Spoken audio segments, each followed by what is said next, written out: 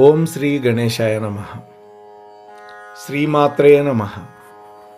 శివాయ గురవే నమః. శ్రీకృష్ణ పరబ్రహ్మణే నమః. శ్రీరామాయ నమః. శ్రీ గురుభ్యో నమః.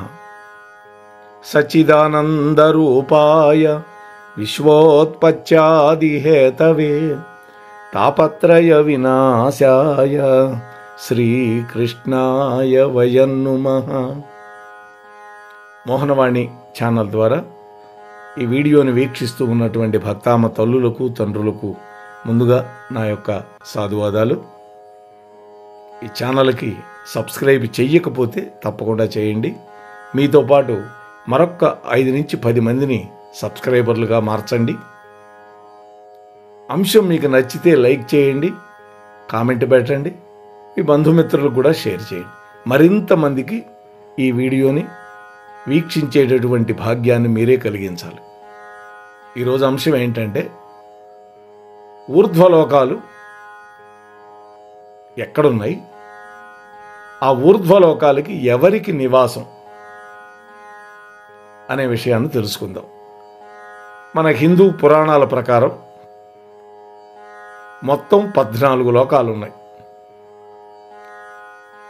ఈ 14లో భూమి కంటే పైన 7 లోకాలు ఉన్నాయి. వాటిని లోకాలు అంటారు. భూమి కంటే కింద కూడా ఒక 6 లోకాలు ఉన్నాయి. వాటిని అధోలోకములు అంటారు.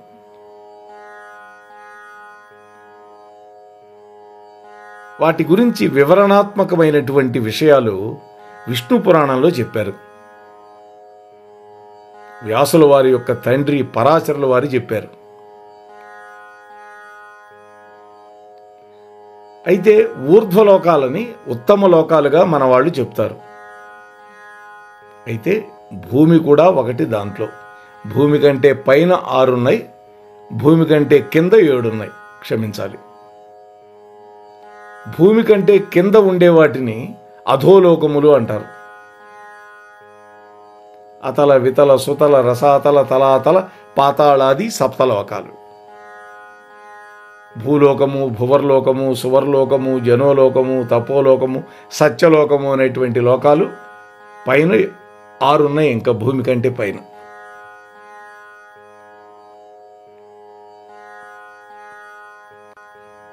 మొట్టమొదట సత్యలోకం, సత్యనిలయము. దీనిని సమాధి అని కూడా పిలుస్తారు. ఇది అత్యున్నతమైనటువంటి స్థాయి కలిగినటువంటి లోకం. ఇక్కడ ఎవరుంటారు? బ్రహ్మదేవుడు, సరస్వతీదేవి శాశ్వతంగా ఉండేటటువంటి ప్రదేశం సత్యలోకం. ఈ లోకంలో దుఃఖం ఉండదు, వృద్ధాప్యం ఉండదు, మరణం ఉండదు, పునర్జన్మ అసలే ఉండదు. అందుకని ఇది అత్యున్నతమైనటువంటి లోకంగా పురాణాలలో పరిగణించబడింది. ఇక్కడ వేద జ్ఞానం మీద పూర్తి అవగాహన ఉంటుంది ఇక్కడ ఉండే వాళ్ళకి. అందువల్ల భౌతిక శక్తి, ఆధ్యాత్మిక ఉనికి ఉన్నతమైనటువంటి స్థాయిలో ఉంటుంది ఇక్కడ. ఇది భూలోకానికి 12,120,000,000 మైళ్ళ దూరంలో ఉంది. నాటికన్ మైళ్ళు ఏదో అంటాం కదా. దీనిని సత్యగోళము అని పిలుస్తాం. ఇక్కడ సప్త ఋషులు రాగలుగుతారు, ఇంద్రాది దేవతలు కూడా ఇక్కడికి రాగలుగుతారు. అంటే తపస్సంపన్నులు మాత్రమే రాగలుగుతారు. అంతేకాదు గొప్ప రాజర్షులు కూడా ఈ లోకానికి రాగలుగుతారు. మహాభీషుడు అని ఇక్ష్వాకు కులంలో పుట్టినటువంటి రాజుగారు కూడా ఈ లోకానికి రాగలిగాడు. ఇక దాని కింద ఉండేదాన్ని తపోలోకము అంటారు. అంటే ఇప్పటికే పూర్తిగా జ్ఞానోదయం గనక పొందినట్లయితే మనం ఈ స్థితి నుంచి సత్యలోకానికి చేరుకోవడం సులభం అవుతుంది. కానీ మనం గనక భూమి మీద మన యొక్క దైనందిన జీవితంలో చక్కటి స్పృహతోటి జీవించాలి. తపోలోకం అనేది ఒక కఠినమైనటువంటి ఆధ్యాత్మిక సాధనలో నిమగ్నమయ్యేటటువంటి సన్యాసులు, యోగులు ఉండేటటువంటి ప్రాంతం. ఇక జనోలోకం, ఈ లోకంలో ఉన్న వాళ్ళని సాధారణంగా ఆధ్యాత్మికవాదులు అని పిలుస్తాం. వీళ్ళు అసాధారణమైనటువంటి వైద్యులు లేదా ఆధ్యాత్మిక గురువులు, అధునాతనమైనటువంటి పరిణామం కలిగినటువంటి దైవికమైనటువంటి ఋషులందరూ ఇక్కడ నివసిస్తారు. ఆత్మల యొక్క ప్రపంచమని కూడా పిలువబడేటువంటి ఈ జనోలోకంలో భగవంతుడైనటువంటి బ్రహ్మదేవుడి యొక్క వారసులు నివసించే ప్రదేశమని పురాణాలు చెబుతున్నాయి. ఇక మహోలోకం లేదా మహర్లోకం, ఈ లోకంలో మార్కండేయుడు మొదలైనటువంటి ఋషులు నివసిస్తారు. అంటే బాగా జ్ఞానోదయం పొందినటువంటి జీవులు నివసించే లోకం మహర్లోకం. ఇది చాలా కాలంగా ఉన్నటువంటి లోకం. ఈ లోకం ఇప్పటికీ పూర్తి నిర్భయత, పూర్తి జ్ఞానోదయం ఉన్నటువంటి ప్రదేశం కాదు. కానీ ఇక్కడ ఉండే నివాసులు మాత్రం లక్ష వేల సౌర సంవత్సరాల యొక్క జీవితాన్ని ఆస్వాదించగలుగుతారు. అంటే ఇక్కడ ఉండే లోకంలో ఆయుర్దాయం చాలా ఎక్కువ. ఇక స్వర్లోకం, ఈ లోకంలో భావోద్వేగాలను అదుపులో పెట్టుకొని భౌతిక ప్రపంచంతో ఎటువంటి అనుబంధం లేనటువంటి వ్యక్తులు ఉంటారు. ఇక్కడ ఉండే వాళ్ళ యొక్క అర్హత ఏంటి? మొట్టమొదట భావోద్వేగాలను అదుపులో పెట్టుకోవటం, రెండోది భౌతిక ప్రపంచంతో సంబంధాలు తుంచుకోవటం. అటువంటి వ్యక్తులు ఇక్కడ ఉంటారు. స్వర్లోకం అనేది సూర్యుడికి ధ్రువ నక్షత్రానికి మధ్య ఉన్నటువంటి ప్రాంతం. ఇదే ఇంద్రుడి యొక్క స్వర్గలోకం. 330 మిలియన్ల హిందూ దేవుళ్ళు, దేవతల యొక్క రాజు ఇంద్రుడు నివసించేటటువంటి ప్రదేశమే ఈ స్వర్లోకం లేదా స్వర్గలోకం. మంచి లక్షణాలు ఉన్న వ్యక్తులు మాత్రమే పాపభరితమైనటువంటి అజ్ఞాన జీవుల నుండి విముక్తి పొంది ఈ లోకాన్ని పొందగలుగుతారు. అంటే భూలోకంలో ఎంతో పుణ్యం చేసుకున్నటువంటి వాళ్ళు ఆ పుణ్య ఫలితాన్ని అనుభవించడానికి ఈ స్వర్గలోకానికి వెళతారు. అంటే ఆ పుణ్యం ఖర్చు కానంత వరకు మాత్రమే ఉంటారు అక్కడ. అక్కడే అప్సరసలు అందరూ ఉంటారు. అంటే భోగభూమి అన్నమాట అది. ఇక భువర్లోకం,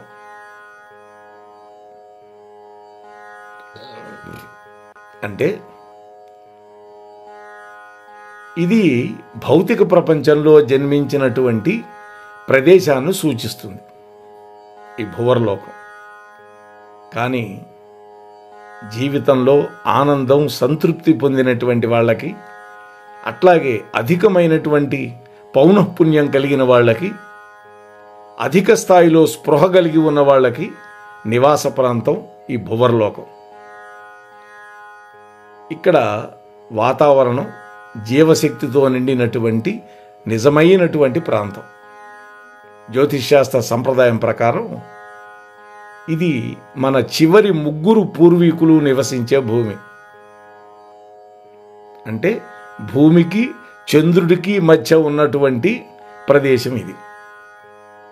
భూమి, చంద్రుడు. ఇక భూలోకం, భూమి లేదా భూలోకం అని పిలుస్తాం.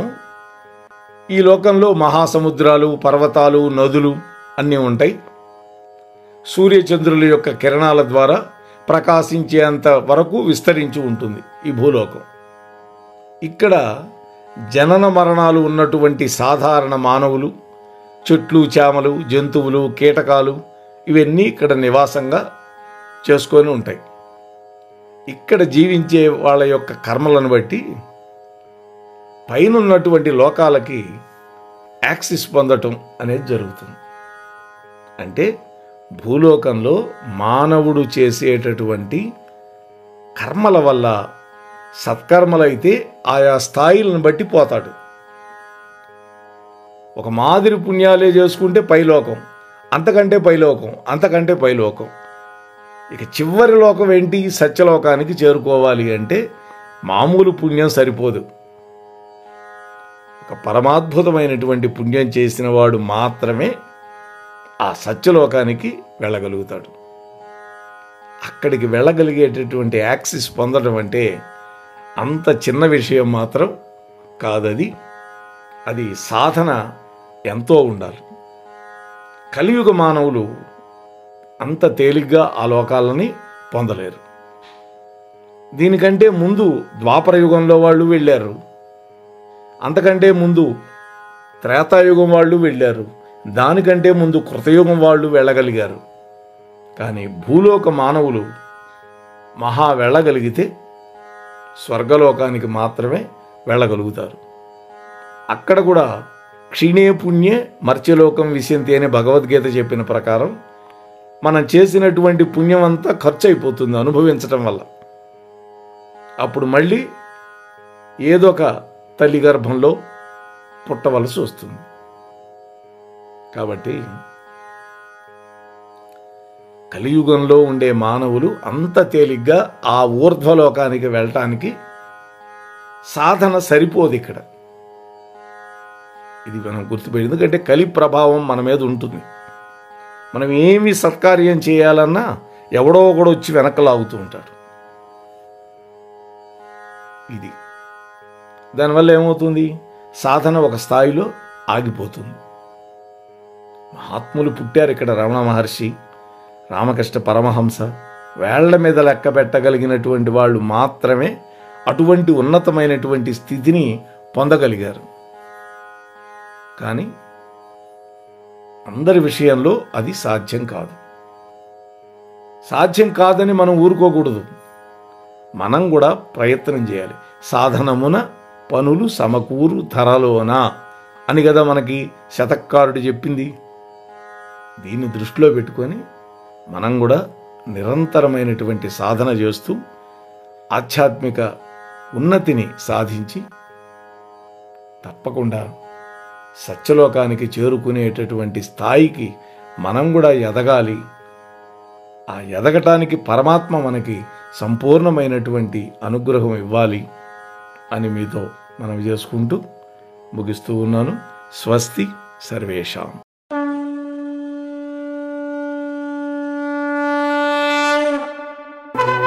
వినుడు వినుడు శ్రోతలారా, మహాభారత కథలు మన మనుగడ కోసం అందించిన కథలు. శూరులు ధీరులు వీరుల చరితలు, మన కృష్ణయ్య బోధించిన బోధలు. ఎంత విన్నా తరగని చెరగని మరువలేని మన భారతం మహాభారతం. మోహన్వాణి తెలుగు పోడ్కాస్ట్ వింటున్న శ్రోతలందరికీ హృదయపూర్వక ధన్యవాదాలు. వినండి, వినిపించండి, వింటూనే ఉండండి మోహన్వాణి తెలుగు పోడ్కాస్ట్. మీరు వింటున్నారు మోహన్వాణి. మా కార్యక్రమాలు మీకు నచ్చితే ఇప్పటివరకు మా ఛానల్కి సబ్స్క్రైబ్ చేసుకోకపోతే వెంటనే ఈ క్షణమే సబ్స్క్రైబ్ చేసుకుని ఆ పక్కనుండే బెల్ బటన్ని మ్రోగించి అందరికీ షేర్ చేసి మీ విలువైన కామెంట్ను కూడా చేసి మమ్మల్ని ప్రోత్సహిస్తారని కోరుతున్నాను.